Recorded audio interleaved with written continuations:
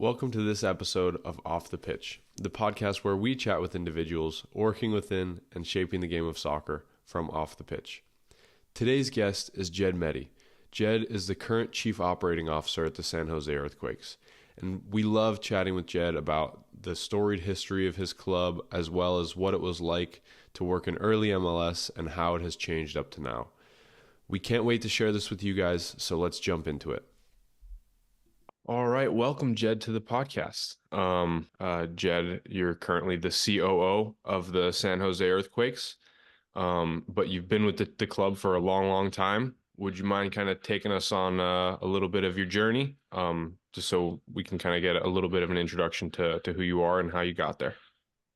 Yeah, no problem. Thanks for having me. I started my career in soccer. I first worked in Spain at a small club called Rayo Majadahonda. Was in the third division in Spain. That's how I got my start in the sort of soccer world back in 1998, 1999.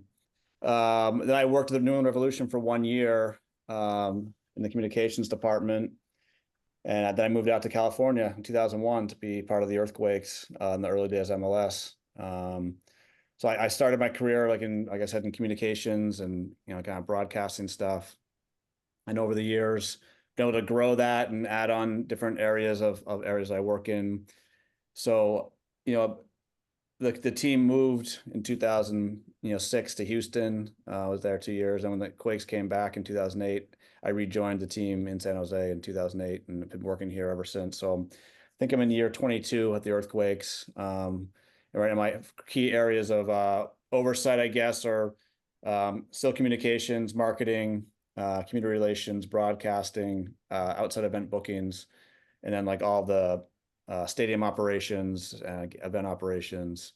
And then recently, obviously, we're working towards a new training facility for the Earthquakes. And so I've been pretty involved in working on that project for the last few years as we're trying to get that launched. Yeah, that's amazing. It's always kind of I guess really, really interesting to hear from people who started off in MLS. So could you kind of just describe to us a little bit like what a front office looked like back then versus what it looks like now, besides obviously the better technology? Yeah, I mean, I was at the first MLS game in New England because I'm from New England originally. I saw the Revolution's first match back in '96. So I saw the beginnings of the league there, and been a part of it most of the time since. So yeah, big changes, obviously, just like you said, the technology. Before, it was sort of like a seasonal job in some ways. You work the whole season. In the off season, you still work, but now with the way things go with social media, the way you renew season tickets, the way you work with fans, it's a 24-hour a day, 12 month a year job in which you're working on one topic or another. So the size of our office, I think in '01 when I joined the Quakes, was probably about 25 to 30 people, and that included the coaching staff, which is usually two coaches and a goalkeeper coach who was part-time. To now we have about 100 and 115 probably employees, overseeing. In the technical side alone, there's probably 30 employees, which you take into the academy, second team, first team, performance, head coach, assistant coach, etc. Then in the front office, obviously, it's just expanded to include a lot of different areas. I think at the beginning of the league, we were all trying to scrap together to make something, work.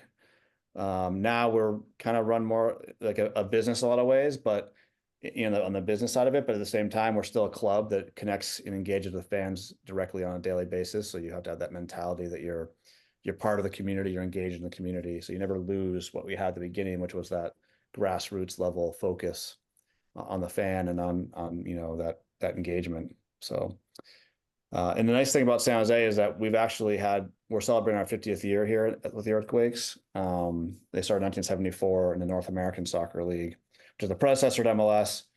So that mentality of like scrapping and clawing for everything you got, was always in our club's ethos. I think they had 5 employees back in '74. So we're definitely grown a lot since then. Yeah, yeah, and you guys definitely do a great job of reaching out to the community, bringing people in and bringing people to games, and also like we saw earlier this week with the jersey launch, kind of paying homage to the history of the club. The new jersey, I might say, is pretty nice, beautiful. If one might say, the old logo especially is a really cool touch that you guys added, and also bringing back the red from back in the day is really cool. What kind of went into that, number one, and number two, when was it decided to use like the old logo and the old colors in this year's away jersey? Yeah, no, it's a funny thing that the with jerseys right now we're actually already turned in what we want our 2026 jersey to be. So we've been talking about 2024 for 5 years, probably just in the back of our minds. The interesting thing is we always said we wanted to have the old logo on there, but we knew sometimes the league, and Adidas and other partners may not want that. So it's a lot of conversation around that topic. And in 2014, which is our 40th anniversary, we had a red jersey and a dark blue jersey. So we assumed we were going to do the same thing this year, but have like a much slicker, better red jersey. Well, the league, as it's evolved now, you can't have two jerseys that are considered dark.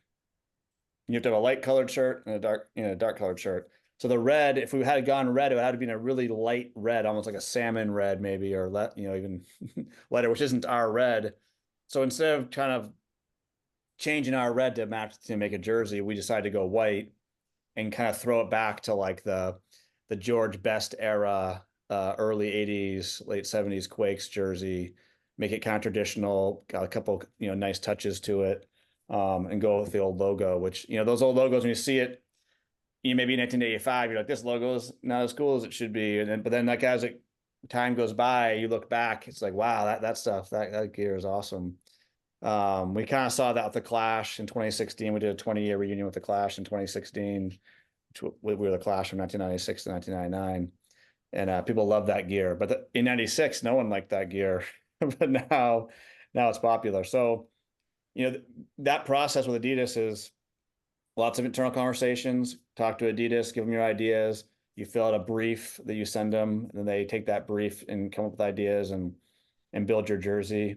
And then you go to the league and you kind of get sign off on all those. So there's three entities involved in that every time. So that was one that we knew what we really wanted. Some years you go and you don't know exactly what you want to think about it. We knew we wanted a throwback, old logo, pay homage to the history of the team in some way. So that was sort of the intent. And I think we accomplished it. I love some of the little hits we have on it. We have like in '74, we had an original logo with it was like a soccer ball, like looked like a globe spinning on like one of those old like globes you had in your desk that spins around.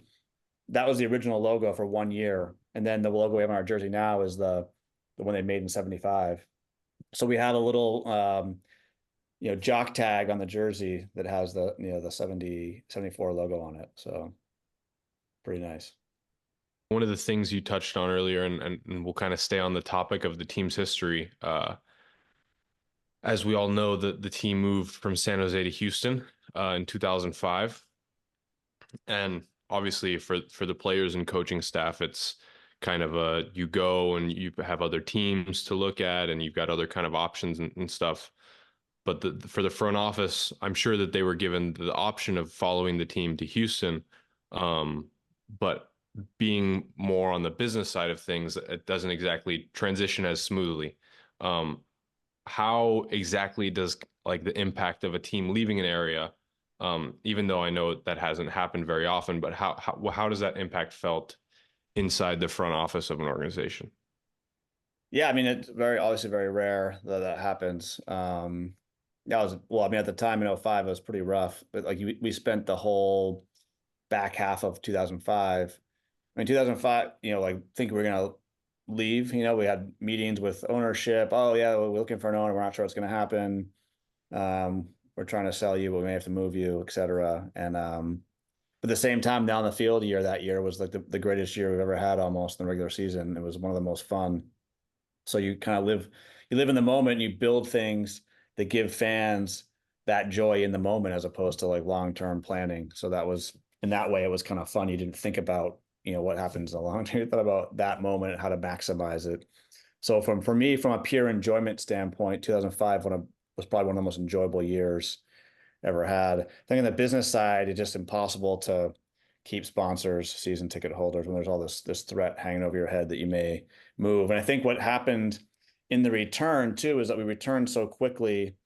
We didn't really ramp up effectively for that to come back. I actually didn't join until after the team had already come back. I think I started a few weeks before opening day, but it's hard to regain people's confidence immediately because you didn't maybe do things the right way on the way to the door, even though it's a totally different business unit and structure, sponsors, partners, community members, businesses don't work with you the same. So it definitely took a few years in 08 to, 2010 to regain trust, confidence. This is a stable business. We're going to be here. We're pushing forward. Even to this day, there are still some soccer clubs that are mad at us for something that happened in 2003 when I'm the only one that was even associated. I don't even know these people. I wasn't working with those people, but they still hold that frustration. So there's definitely some long-term impact, but I think those are minor. We've built a pretty good brand over the years, planted ourselves firmly in San Jose, in the Bay Area, in Northern California to be the team for this area. So I think people have largely forgotten that, but it's always one of those things that, people talk about and hangs over your head at times. But I think we feel positive for the next 50 years. It's been a crazy first 50 years that we joke about, that there was 11 years of NASL, 4 years of this middle 80s amateur semi-pro Earthquakes team. The San Francisco Bay Blackhawks were a pro team in the late 80s, early 90s. And then the Clash. And then we changed back to a blue Earthquakes logo from the red one previously. So there's been a whole bunch of iterations. I think starting from 08 forward, we feel great that it's been, these 15, 16 consecutive years without any, hiccups or changes. And we're looking forward to 50 more years like that. Yeah, definitely. And you guys are obviously also one of the founding members of MLS. So having you guys succeed is massive, not just for you guys as a club, but for the league as well. Yeah, Obviously, history stuff's fun for sure. We've had the longest. I think we're the team that's embraced our history the most from the beginning.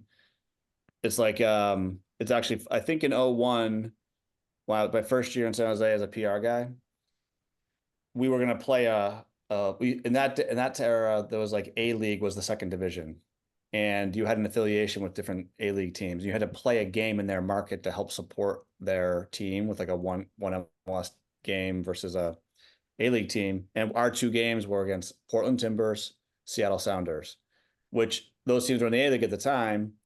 And they had gone, like Portland hadn't had a team until that. I think that was the first year back for the Timbers was 01. And Seattle had gone through some different years. Like I think they had different names or mostly Sounders, but didn't embrace the old logo or stuff like that. And I wrote a press release that said like Earthquakes revisit NASL roots with, road trip to, Portland, Seattle. I had the league actually email me and say, what are you doing? You can't talk NASL. That's like failed league. We don't want to associate ourselves with that league. Don't ever do things like that again.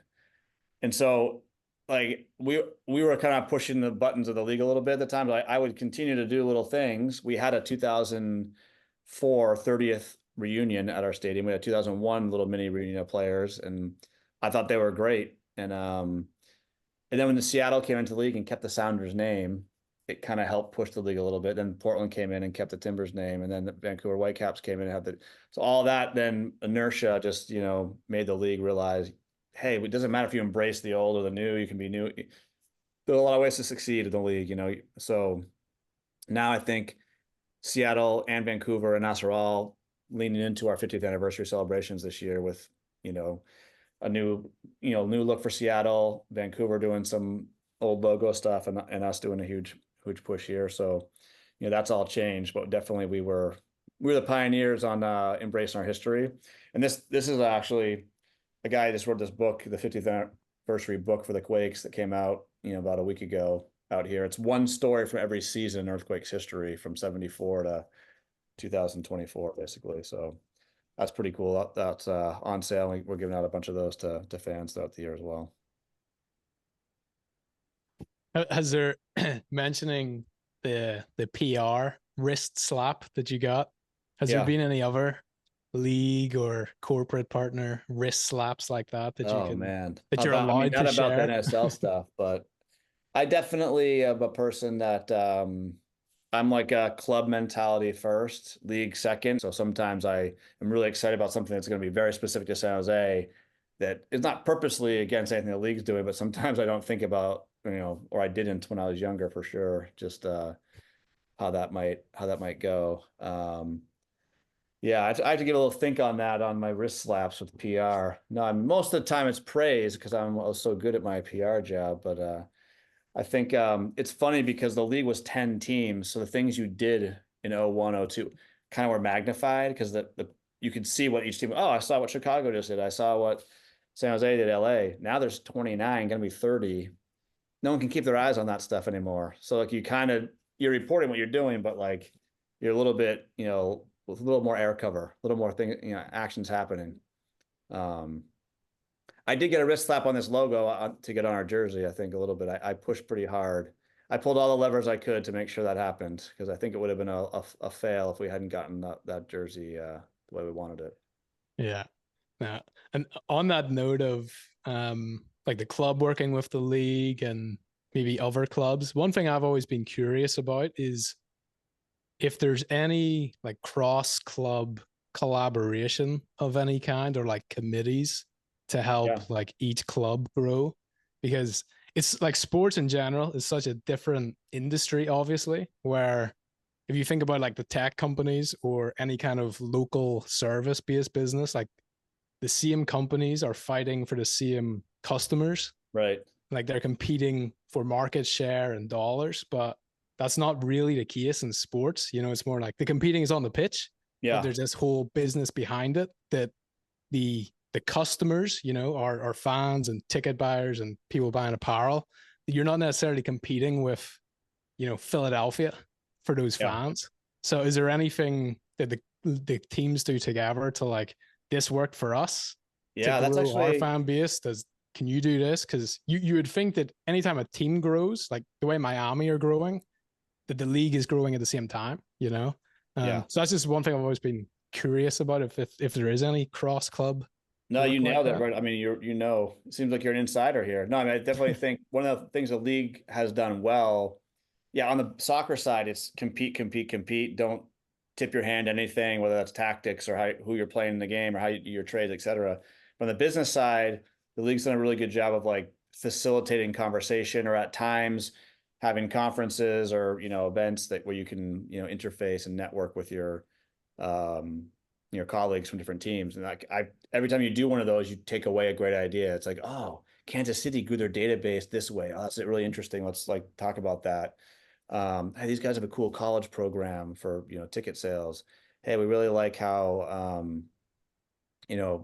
Miami did this season ticket thing. So I think you always learn in those things. They have calls a lot, and then within that, for instance, our outside event booker, they created their own group and they've made their own annual meeting. Not every team has their own stadium, so maybe there's like 20 teams that go to this conference and they talk about outside event bookings that are coming through for helping each other, even though we're somewhat competing with different promoters for similar events, whether that's a holiday event or a soccer game or a rugby.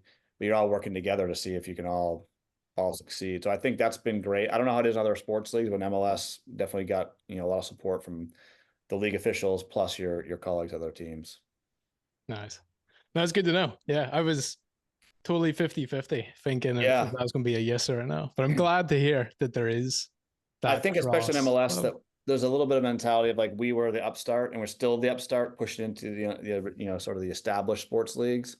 So we have to like help each other because we all want to get there. We don't want to, any advantage we can get to like try to raise our profile, raise our brand, grow our fan base. I think is great. Yeah, and I think kind of tailoring off, competing, not having to compete for any local fans. I know the Earthquakes does things that are even, if something's 50 miles away from San Jose, that's not necessarily someone who's going to come to a lot of games. Mm-hmm. But is there what kind of initiatives are there for getting new fans from outside of driving to the stadium kind of distance? Yeah, that's always been a conversation. We've gone through like different eras of how we've marketed or talked to fans or engaged them. And it's hard because you all kinds of data sources. You can look at Nielsen data. You can look at we do surveying through u.gov, to do like, see our fan growth. The league does annual surveying to see what kind of fan growth there is. So the Bay Area is so big, and there's 3 different cities. What I learned in the Bay Area is like San Franciscans typically don't come south to San Jose for, extracurricular type of activities, but people from San Jose tend to maybe go north. Even the East Bay people also don't tend to leave that area too much to San Francisco as much as, Peninsula people might do, but they might come to San Jose for a soccer game because they enjoy that, or Sharks game. So we've had very high affinity numbers from the East Bay, from like Tri Valley, Oakland, to come to San Jose to be an Earthquakes fan or Sharks fan. So, and there's a lot of families out there that play soccer. So that's been fertile. So I think that it's always been hard. I think our tactics now, like in our current state, is like really do a lot in San Jose, of grassroots and work and advertise in Santa Clara County. There's 2 million people in Santa Clara County, a lot of fans. But we've tried to do outside. We want to grow our appeal NorCal wide.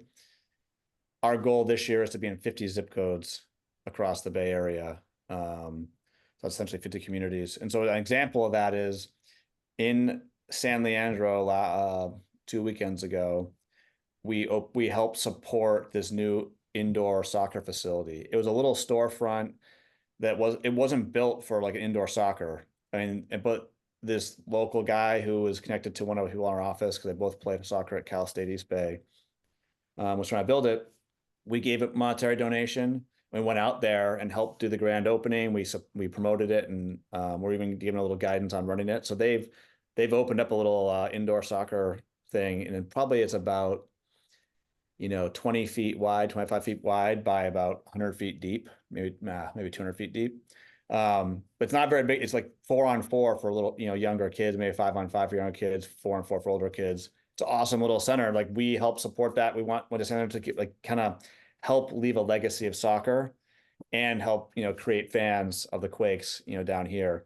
We did the same kind of programming in Salinas. They have a huge soccer complex down there. We paid for all the sunshade, the shade structure, around the complex, and we donated some team benches. And so they're branded Quakes, but they also serve a great purpose to help the fields down there. So we've been doing a lot of grassroots. You wouldn't see us buying advertising on like radio, TV, or billboards, maybe like in areas in northern, outside of the South Bay. At times we will, but it's more like, what grassroots work can we do to grow the game as we hit the next 50 years of Quake soccer. That's awesome. And I think the next thing coming in terms of like proximity and other clubs is obviously Bay FC, which will be sharing the stadium with you guys. And I know obviously you play such a big role in game ops and stadium operations that are Earthquakes games and not Earthquakes games. So how does the arrival of Bay FC kind of change the week to week, month to month at the stadium, given there's now more games that are going to be played? And how does that impact you, in your role? Do you have any kind of part to play in any of that for Bay FC? Oh, yeah. Well, I mean, so we don't have shared ownership, but they're here. They're going to play 13 regular season games and probably 2 bonus games, 2 extra games at our stadium this year. And we're going to run the, parking, ingress, egress into the stadium, security, guest services, facility stuff, if anything's happening with the video boards or the plumbing or the lighting, et cetera. We're running all that. They're responsible on game day for running like game ops. So it's like getting the teams out of the locker room onto the field, what presentation they're going to do on the field pregame. Are they going to activate the fan zone with different kind of sponsors, the merchandise? That's all what they do. Everything else we run for them as part of our agreement with them. So we'll be involved 100%. Our operations staff will be here, at their games, running them with the same level of detail and effort that we do for our Quakes games. And I mean, it looks like it's going really well for them, which is awesome. So it's, great to have events at our stadium that are, full and people are excited. And it seems like there's a lot of community excitement around those games. I know a ton of season ticket holders that are new to being season ticket holders. Maybe they were Quake season ticket holders and they're also Bay FC season ticket holders now. So I think people are excited about it. We're heavily involved. They have a lot of great people working day to day on their stuff. So they are self-sufficient on, everything but kind of the main stadium and event ops that we run for them. So I think it's going to be successful. We're excited for that. And it's fun to have a tenant. And I also think it helps everybody, just grows the sport of soccer and the profile of soccer for everybody. So it should be fun. And combine that with Copa America this summer in the Bay Area. You got Ecuador, Brazil, Venezuela, Ecuador, Colombia, Brazil, at Levi Stadium. And then in 2 years, the World Cup's coming, and we have 6 matches here at Levi Stadium that we've been involved with in the planning, and we have teams training here. And then hopefully the Women's World Cup gets to the US in 2027, and it just keeps the soccer pie growing, and hopefully helps all of us continue to build the sport and build our league. Yeah, no, definitely. I think it has to be, the most pivotal decade coming up between, like, Messi has obviously brought a lot of, potentially short-term interest, hopefully long-term that can be sustained. But I think the timing of Messi is so perfect that it's like bringing eyes to US soil when all of these tournaments are coming. And hopefully the Women's World Cup they win that, because that would just be the cherry. No, it's been fun to see the World Cups are usually like a bellwether for me of, like, you see the growth. Because in 1990, I was 13. I watched the US World Cup games, and they were on TNT with commercial breaks during the game. Like each half of 45 minutes would probably be like 4 commercial breaks where you're like, I don't know what's happening for a minute in the game. You're going mentally crazy, hopefully nobody scored while it's happening. And like nobody I knew was talking about the World Cup, except for my neighbors were Greek when I grew up, so they were super into it as well. 94 was here, big deal. Everyone was super excited. People who didn't know about soccer fell in love with it. I felt like 98, a lot of hype into it, then it kind of fizzled out and became like a big, almost like a negative in some ways. But then even in 02, we had the crazy idea to do a viewing party at 4 a.m. for one of the games with the US Germany. And it went really well. We had 300 people there, and we were like, oh, wait a minute, viewing parties. Like now it's like you're watching viewing parties across the country. And like, I think Soldier Field, didn't they have 15,000 people watching one of the US games at Soldier Field, last. So it's like every World Cup is like multiple steps up in terms of size and scope and interest. And in 2018, we had every single game on at our stadium for the Men's World Cup, and we did in 2019 for the Women's World Cup as well. And we had over 40,000 people in 2018 come through just to watch games. And those games obviously were sometimes at 3 a.m., 5 a.m., 11 o'clock on a weekday, etc. So this decade is so crucial to keep the momentum going. Definitely. No, and I'm excited. I think there's never been a better time to work in the sport in this country. So I think you'll have a fun ride coming up. Yeah, I'm excited. I mean, it's definitely busier than ever. That's what's amazing, is like there's stuff happening all the time. Soccer never sleeps, because if you think, oh, we have a day of rest. Oh, you know what? We have an under 14 academy kid who's in the U.S. national team training camp this weekend, and he scored 3 goals. We better put that note on our academy, Instagram, to make sure, there's always some little, that's not little, I shouldn't say little that way. There's always something happening within our, team or the league that you got to be excited about, or world soccer. If it's not that, then you're waking up to watch, Arsenal Liverpool at 6 a.m. on a Sunday. So, yeah, no, definitely. Yeah. And that leads into my next question of what does a week in your life look like, both in season, because you have such a big hand in game ops and stadium ops and everything that happens around the team. So as a week in your life look like during season, and particularly a home game week when I'm sure there's a lot to do, as well as off season when the team isn't in action and you get to maybe think forward a bit more as opposed to just in the trenches.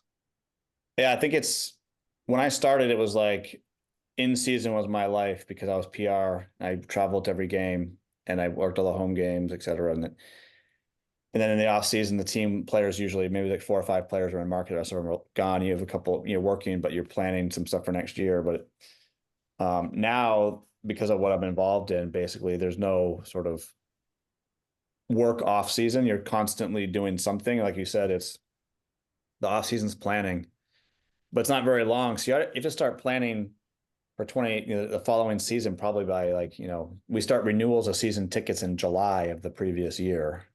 Then you're working on those. So it's you're already looking ahead. What's the season ticket holder gift going to be? You decide that by like August. You don't think about that in November and then just chuck something out there. So it's, I think the difference to me, the biggest is that off season, you don't have hard deadlines all the time. You have to plan a lot of things and you have to hit certain deadlines to make sure that the future state is good.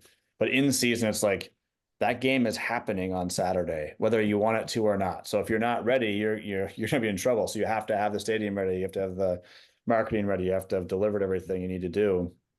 And there's no like, hey, we're going to hold off from the game by half an hour. Whereas in the off season, you can say, hey, I need to finish that by today, but I can probably finish it tomorrow by noon. It will be no problem. I sometimes prefer the in season because it's like, it's got a rhythm to it. You get to enjoy the games as part of, or sometimes suffer depending on what happens in the game, but you have that sport going in the background. So the reward for like all your work is like that Saturday, you get to go watch what you built in action. Whereas the off season's all theoretical and you're constantly coming up with ideas, but it's not, not concrete. For me, I love to see like, hey, we had a new marketing idea. We thought of it. We implemented it. It's happening at the game that weekend. Yeah. So I think you go back and forth, but for me, I enjoy that stuff. I like being with the action happening, with things fast paced, hey, let's make this stuff happen immediately. That's where I guess I would say I thrive, or I enjoy it the most. Yeah. What have been, to your point, you can push a meeting back 10 minutes if you're working on something, but you can't push a game if the toilets are locked or something, But what have been some of those biggest in the action or last minute fires that you've had to put out from like a game ops, stadium ops side of things where like something has to get done?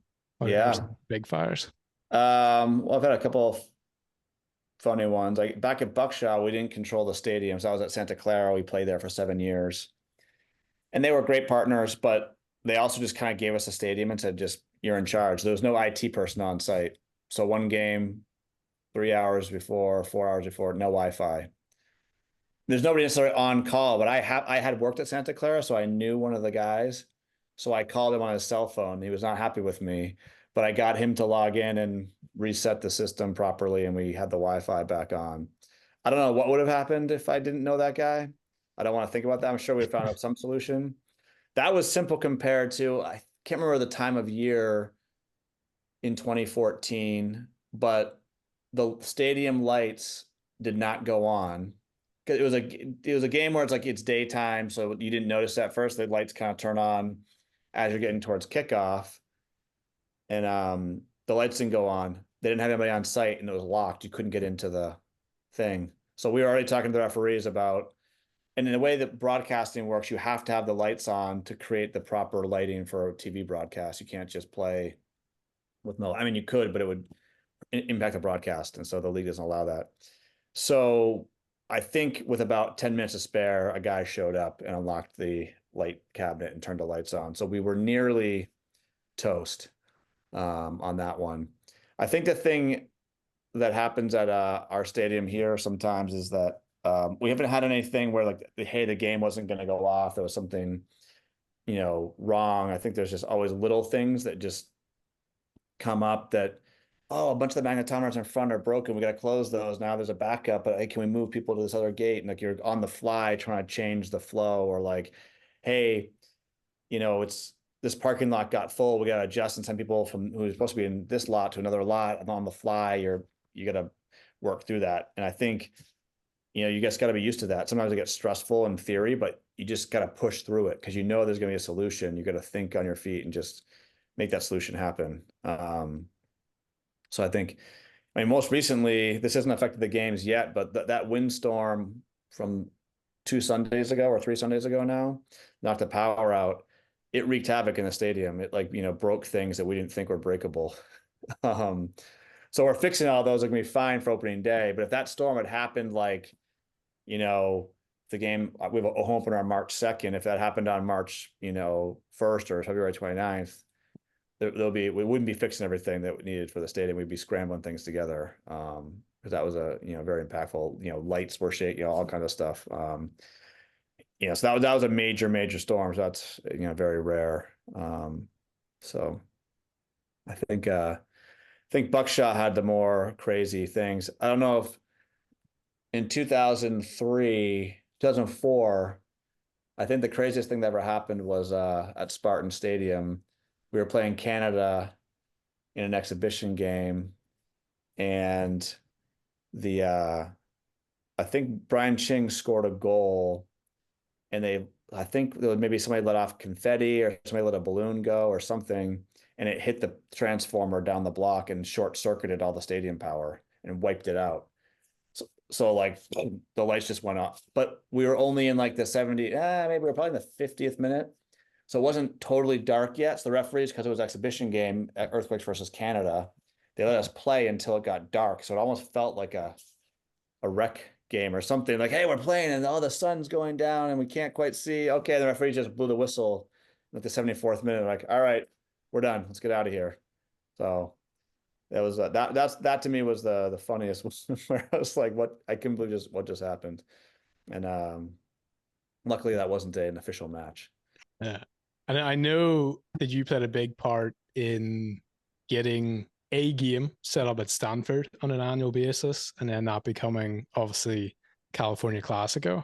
So how does a game day setup or preparation or operation look like at Stanford versus just a regular one at PayPal? Yeah. I think the thing that's important to know about Stanford is, like, you can do a game anywhere. Like, you can say, hey, we're going to play a game at Stanford. Let's just go play the game. You're not going to get 50,000 people just by, like, people might think, oh, they put the Galaxy there and it's just, they play the game there. It's going to be, that game is like a massive effort from all areas of the organization. And I think that works because we believe in something and try to make it big from the start. That's how that game grew. And then obviously the on-field play of that game was always amazing from our side. We won games in the last minute, or we had fantastic goals, or things just happened in that game that didn't happen in normal games. So it made people like, oh my God, this is the place for the magic to happen. So they kept on going back. But just give an idea of, like, that game sells, 50,000 tickets. You have the season ticket holders, you're selling potentially 20,000 group tickets into that game. Whereas a regular game, you're selling 3,000 group tickets. Think about that lift from a ticket sales team, what they have to do to work and make that happen. That is a massive effort undertaking from a lot of people. Then on, like, the marketing side, it's like you're doing a way bigger ad buy with way bolder ideas than you typically do. The halftime show has to be better than a regular game and bigger and more unique. And then the fireworks show, we say it's the largest fireworks show in the Bay Area for the 4th of July, which, if it's not, it's one of the top. We put a ton of money into that and a ton of effort to make sure that's a good show for everybody. So that's how you build a tradition. And then on the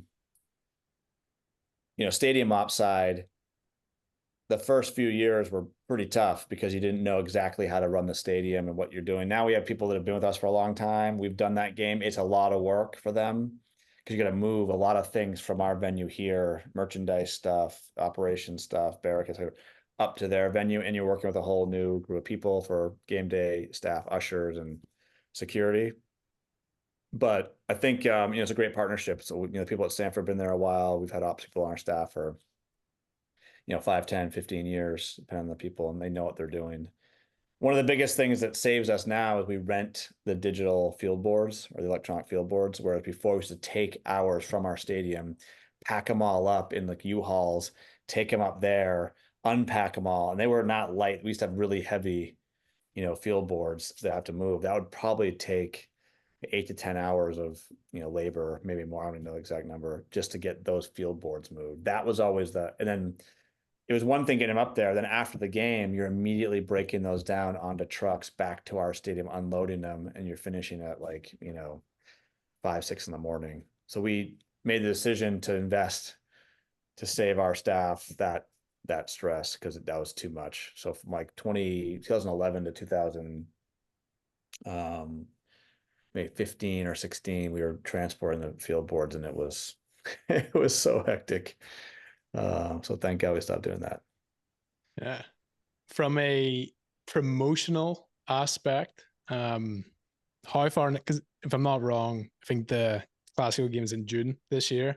Mm-hmm. So like versus just a regular home game at PayPal where, obviously pre-sale, promotion, all of that, and then week to week, like trying to fill the seats. How far in advance does all of that increased spend and promotion go into the Classico game? Yeah, I think I think because we have other games in the schedule, we can't just like pause promoting those games to do Stanford. But I think what we do, and when you're in marketing something, first of all, you have to build a big idea. That's the most important part for me, is like build the Stanford game as a big idea. Then it's like, what outlets are you going to use to promote it? So there could be like TV buys, radio, digital, grassroots, outdoor billboards, etc. We usually put up like billboard type of stuff for that game if we do them 3-4 weeks before. So there's like 4 weeks of running of that.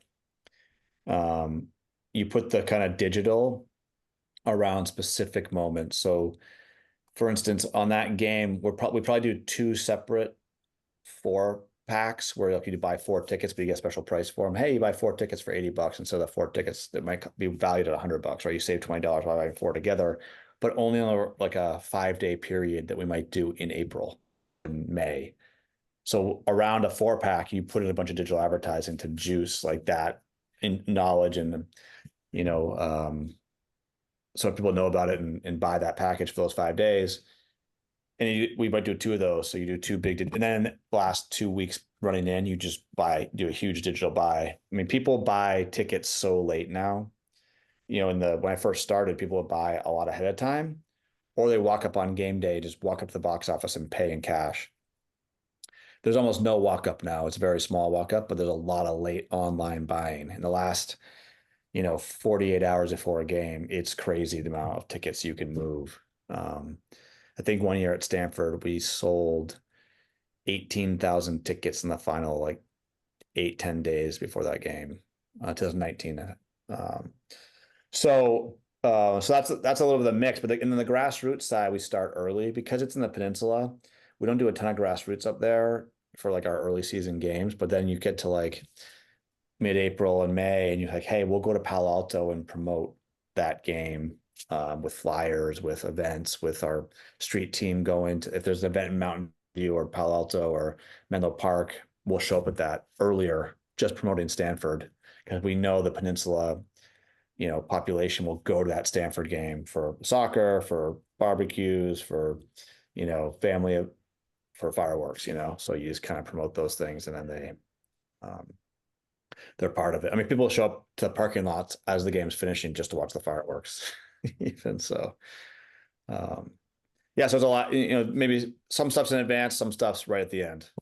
It's kind of how, and I think it all works. We had a lot of success there selling out the game. So hopefully maybe if we didn't do anything the same way, it would still work. But to me, it feels like something we did worked in there. So it's all good.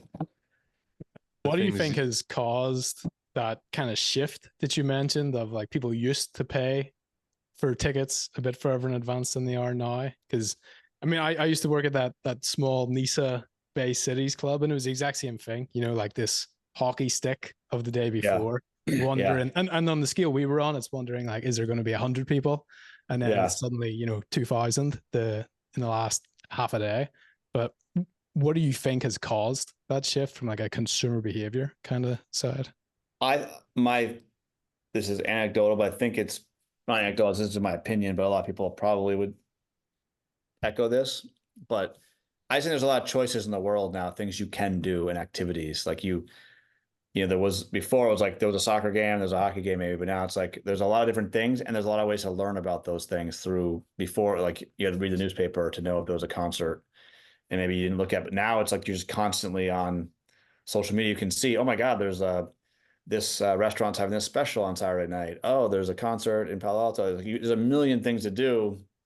So you wait to make your decision, and it's so easy to buy and you can buy secondary market tickets if you really needed to get to that match. So you can kind of wait out anything and see what it looks like, as opposed to before, you didn't really know how many tickets were sold at an event. You just kind of had, oh my God, I better get the tickets to that game because it's, coming up in the calendar. So just buy it to make sure you have it. There was no other way to do it. I guess you could go walk to the stadium and try to scalp the tickets out front, but just the habits of people are to wait on everything, whether that's a soccer game, a hockey game, football, basketball, concerts. I mean, I know concerts still sell early, but then people are selling secondary market tickets all the way up until, the day of the concert. So, yeah, the hockey stick is real. I mean, the good thing for us is that we have so much data, so many years of games like that.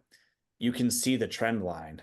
So it's like if last year's home opener was here and this year's home opener is above it, it's probably going to finish above it. It's already beat it. So it's not going to just for what, unless it starts rain, there could be rain in the forecast that really can impact things. If you are looking at a game, even if it's like a Monday and it says it might rain Saturday morning, that can affect buying habits right away. You can see that. Or like last year we played the game at Levi's for the first time, we had played there in the past, but we built a new Cinco de Mayo event there, similar to Stanford, but against LAFC. We thought we were not cruising. We sold 45,000 tickets in the end, but we thought we might get to like 48, 40. That's how it looked like it might trend. While the Warriors playoffs ended up right at May 4th I think our game was at 4:30. Their game was at 5. So like it hit right in the worst spot, and then rain was in the forecast, and then it actually rained in May, which never happens. So we do feel like at that game, we left tickets on the table because of events outside our control. Like the Warriors are the biggest, along with the 49ers, sort of draw right now in the Bay Area for sports, especially playoffs. So if there's a playoff game dropped in over years, people are I think wasn't Warriors Lakers, it was Warriors Lakers. So it was even more. And then the rain, really poured that morning before our game. Even though it didn't rain on the actual match, people definitely, you could see the trend line dip a little bit towards the end. So that's the beauty of looking at the data on things now. Is we didn't have those charts before to know where it's headed, and now we can see it. So there's not as much panic, even though sometimes you're still panicked. In an ideal world, you're sold out before the season starts for every game, right? Yeah, definitely. And one of the things you mentioned just right there at the end was obviously the Warriors game kind of took over a little bit of the interest from your own game, and obviously the 49ers going on as well. One of the big things that I know historically has affected the MLS in the past is just the timing of the schedule. Obviously the MLS plays from February until November, which is the opposite of the rest of the world. And also you guys have to deal with other sports on TV and kind of taking the limelight away from soccer, whereas other countries don't. What kind of do you guys do to deal with that and I guess compete with other sports that are inside your own market, kind of contrary to the question earlier? Yeah, well, first of all, in other countries, there are other sports. And if you haven't been to a basketball game in Spain, I recommend it. It's pretty fun. They're got some good crowds. Or Greece looks fun too for basketball, or crazy. No, I think yeah, it's hard. Definitely hard to. Well, actually, let me start with the calendar one. The world calendar of soccer versus ours. I mean, I think there's a lot of conversation around that always, and it would be interesting at times to try something like that out. But the weather obviously is really difficult in the U.S. around the December to February timeframe. We're starting in February now, but all the warm weather market teams have to play the early season games, right? Because even in March last year, I think we played in St. Louis with snow flurries and 28 degrees at kickoff. So that's a pretty cold times. That makes that hard. I think competing with other sports, it depends. Like right now, we work well with the Sharks.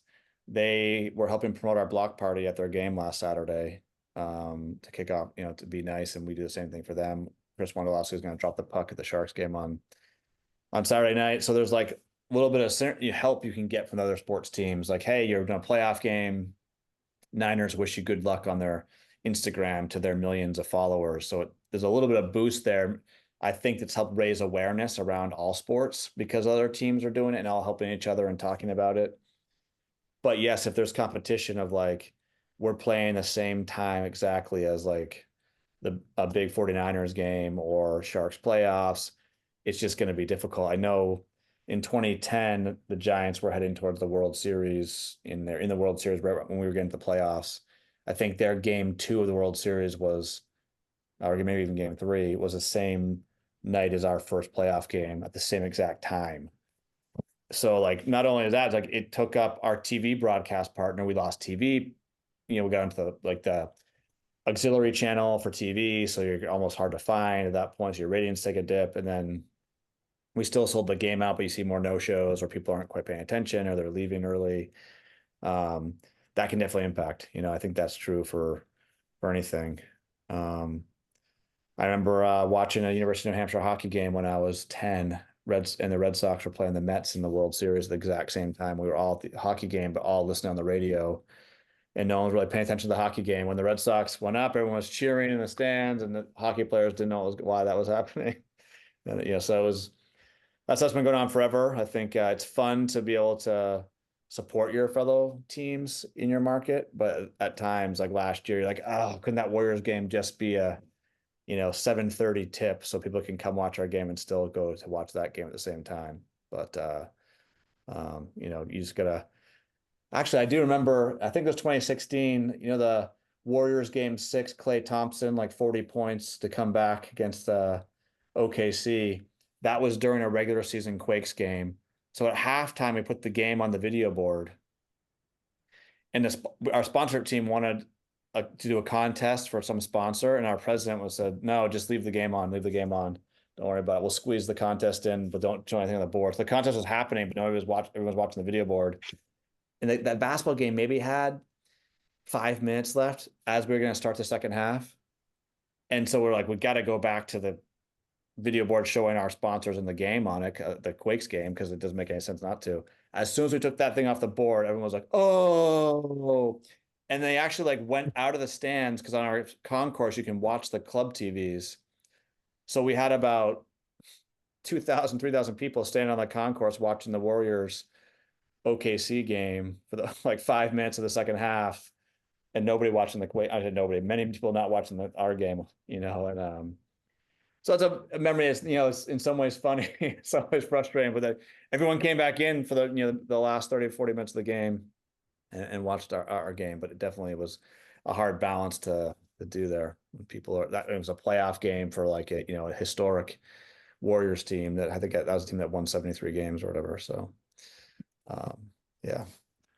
But yeah, it's been just about an hour, and we know you're busy. Obviously, it's also kind of the end of the workday, so we don't want to take too much of your time, Jed. But we do have a few quick fire questions we'd love for you to answer for us. So all right, it's just kind of whatever thought comes to your mind.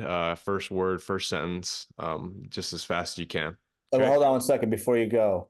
Is this soccer related things, business related things, or any topic of anything? Where are we? Am I in a complete free for all here? So the first two are kind of any topic, anything, and then the last one is soccer related. Okay, it doesn't matter. I was just making sure. I gotta make sure I focus my stuff. Okay, so the first one is, what are you most looking forward to in 2024? I mean, for sure, this 50th anniversary. For the Quakes. We've been talking about it for years. We're going to have probably 200 to 300 alumni back in June to celebrate this 50th anniversary. So that's going to be pretty amazing, I think. Awesome. Second one is, what is your favorite memory of your career so far?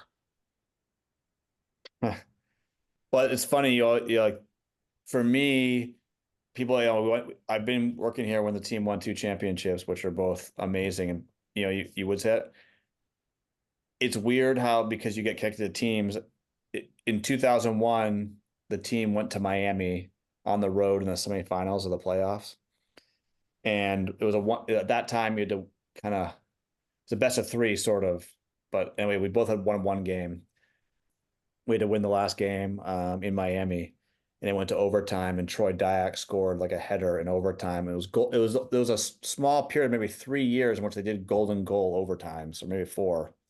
And so it was a golden goal win, which, so that immediate sudden victory and it was in Miami, and it kind of was the core group of people that had been part of the team the whole year, the players, obviously, the coaching staff, and a couple of the auxiliary staff, myself included, got to celebrate that game. Like it was, like no one believed we were going to make the final. Miami was the higher seeded team.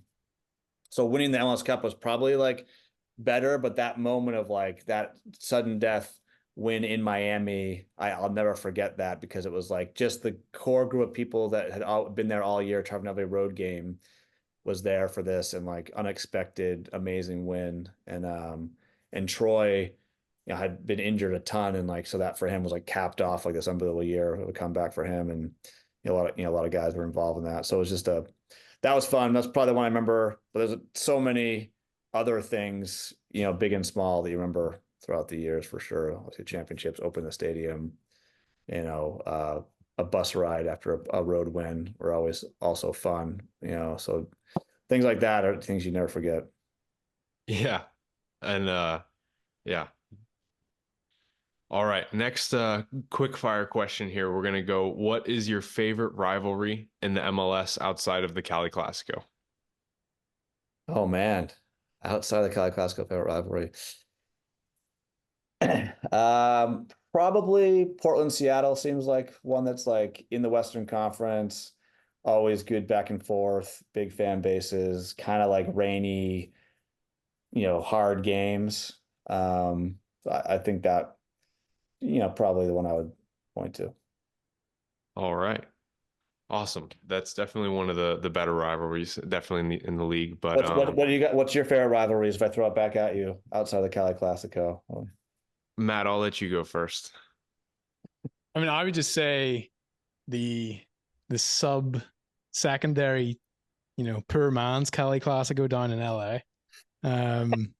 Yeah, I mean that's like in terms of proximity, because I'm from the UK, and you just think of like the Merseyside derby, the Manchester derby, North London derby, like in terms of proximity. Because what we were saying earlier about, the Quakes aren't really competing for fans or customers, but like those two are. So there is a more proximity-based rivalry. A little more gritty. Yeah, well, in London, there's about 10 derbies, right? You never know.